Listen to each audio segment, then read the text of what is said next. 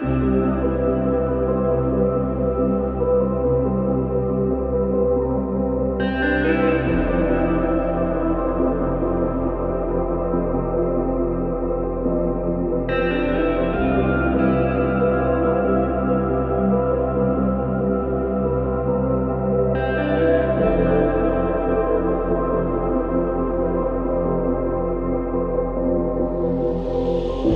Monday, it's around 3 p.m. right now. I weigh 187.6. By the end of this week, I'm gonna have my last weigh-in. Let's see how far jumping rope can take me in 1 week. It is currently 4:15-ish. That means I worked out for at least 45 minutes. Something I noticed was that the back of my knees, they really started to hurt, maybe like within 10 minutes jumping rope. I'm not sure if this is normal. I'm gonna try to find out what the proper jumping rope mechanics is. Whether are you supposed to bend your knee or have your knee straightened?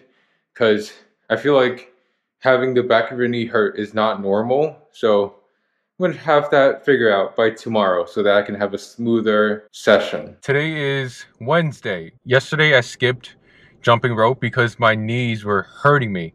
So what I found out was that, as many of you know, or not know, gastrocnemius is one of the calf muscles that has an attachment to your femur, right?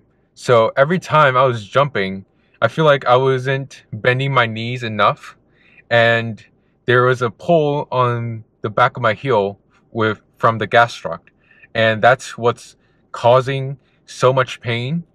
So today, as I go home, it's gonna be 3. So I'm gonna be jumping rope for at least 45 minutes again and have my knees more flexed.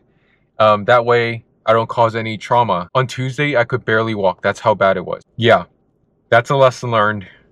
And let's get straight to it. Quite surprisingly, I weigh 184.6. I was expecting to hover around 187, but like a couple pounds difference is pretty substantial. So today's my second day working out. I skipped a day because the back of my knee really started to hurt, like right around here. So today I am definitely gonna bend my knees a little more to relieve some of the tension and hopefully help prevent the pain.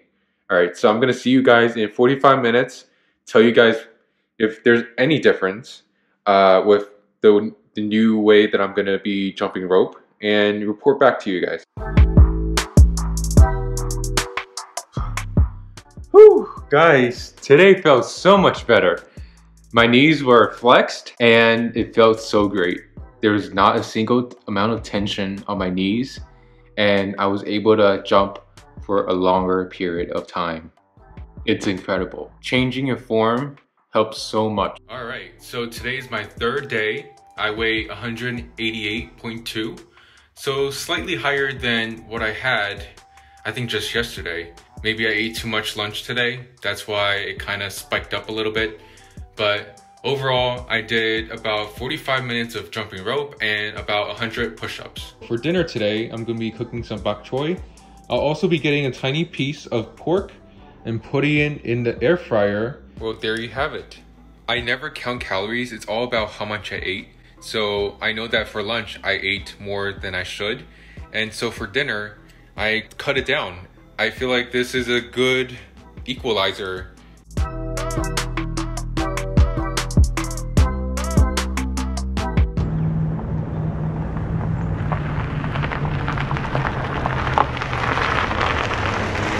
I know that I was supposed to be doing a 1-week jumping rope kind of thing, but last time I checked, I wasn't a hamster. So I figured I could come to the park today and do some jogging.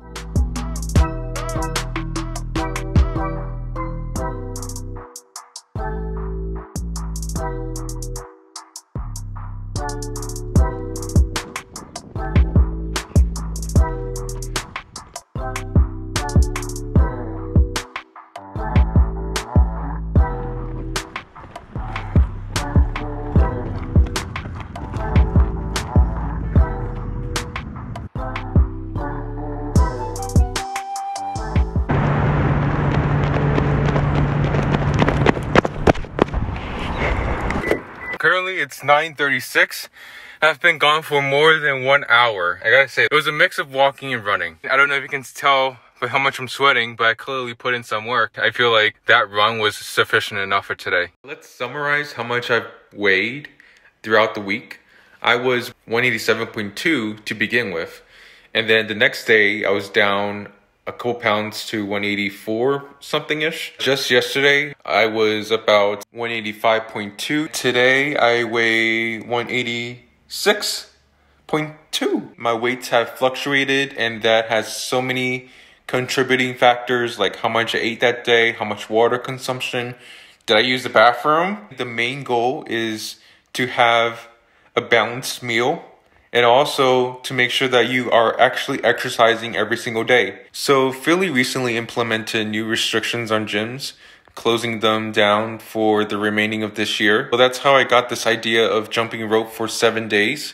I wanted to see how jumping rope for 7 straight days would change my body, but somehow I incorporated some of my own training and like running, jogging stuff in the park.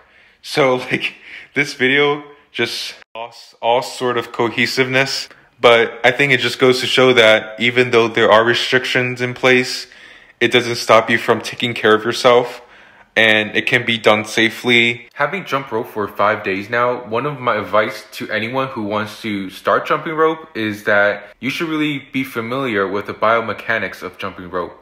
I don't want you guys to injure yourself. You can buy any of the rope on Amazon. They're all pretty standard. But as for me personally, as I started to jump rope more often, I feel that I needed maybe a more weighted rope to get more benefit out of it. I was looking online and like the price point was over 50 bucks, and that certainly wasn't in my budget. If anyone wants to purchase the rope that I was using, I will put a link down below, and if anyone's interested, you guys can click the link and make a purchase.